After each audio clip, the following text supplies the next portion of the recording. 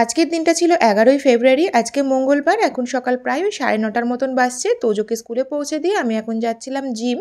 আর এখানে হচ্ছে আমাদের অ্যাপার্টমেন্টের যে গাছগুলো সেগুলোকে শেপ করছিল। আমাদের অ্যাপার্টমেন্টে যারা কাজকর্ম করে, যারা হচ্ছে ম্যানেজমেন্টে আছে, তারা ভীষণই অ্যাপার্টমেন্টটাকে পরিষ্কার পরিচ্ছন্ন করে রাখে, যেটা দেখেও বেশ ভালো লাগে। আর তারপরে জিমে কিছুটা টাইম স্পেন্ড করার পরে চলে এসেছিলাম হচ্ছে বাড়ি। আর বাড়িতে এসে ভাবলাম আজকে একটা ফেস প্যাক অ্যাপ্লাই করা হোক। আগে তো তোমাদের সাথে দইয়ের সাথে কফি মিশিয়েও সেটা দেখিয়েছি। আর এই যে ফেস প্যাকটা, যেটা আমি ছোট থেকে ইউজ করে আসছি, যেটা আমাকে মা আগে জোর করে ইউজ করাতো, আমি একদমই এই সমস্ত কিছু ইউজ করতে চাইতাম না, বাট এখন বুঝি এগুলোর উপকারিতা, তাই নিজেই বানিয়ে নিয়েছি। এখানে দিয়েছিলাম হচ্ছে বেসন, আর দিয়েছিলাম মধু, আর হচ্ছে 1 কোয়া মতন লেবু।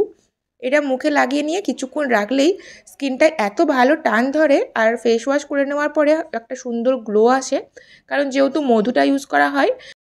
আর এই ফেস প্যাকটা ডিট্যান হিসাবেও কাজ করে, কারণ যেহেতু হচ্ছে লেবু থাকে, সেই জন্য স্কিনের যে কালো দাগ বা ট্যান পড়ে যায় সেগুলো সপ্তাহে 2 দিন 3 দিন অ্যাপ্লাই করলেই দেখি রিমুভ হয়ে যায়।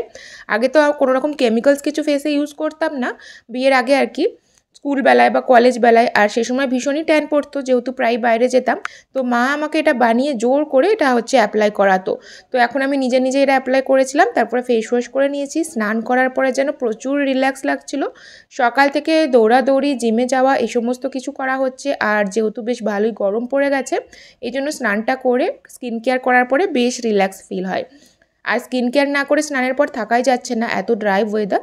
তাই টোনার আর ওই সিরামটা, ভিটামিন সি সিরামটা অ্যাপ্লাই করে নিলাম। পরে হচ্ছে ডে ক্রিমটা অ্যাপ্লাই করি। এদিকে যেহেতু বেশ ভালোই গরম পড়ছে, সেই জন্য ব্যাঙ্গালোরে রাস্তায় রাস্তায় এখন ডাবের সাথে সাথে প্রচুর তরমুজও বিক্রি হচ্ছে। এক একটা তরমুজ এত বড় সাইজের যে এক একটাতেই 3-4 কেজি হয়ে যাচ্ছে। সেই তরমুজেরই আজকে রস বানানো হয়েছিল, আমরাও খেয়েছি। তোজও স্কুল থেকে এসে সেই তরমুজের রসই খেয়েছে।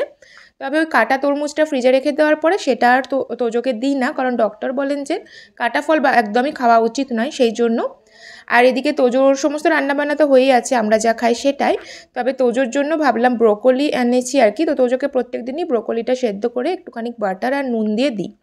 ব্রোকলিতে যেহেতু প্রচুর পরিমাণে হচ্ছে আয়রন থাকে, এই জন্য এটা ইমিউনিটি পাওয়ারকে বাড়ানোর জন্য অনেক কাজে দেয়। আর এই সময় যা ওয়েদার চেঞ্জ হচ্ছে, তাতে একটু ইমিউনিটিটা তো গ্রো করাও দরকার। সেগুলো খাবারের মাধ্যমে হওয়াই ভালো ওষুধের মাধ্যমের থেকে। সেই জন্য ব্রোকলিটা প্রত্যেক দিন ওকে খাওয়ার সময় দিই। আর তোজোর খাওয়ার কোনো জ্বালা নেই, ও খেয়েও নেয় সেটা।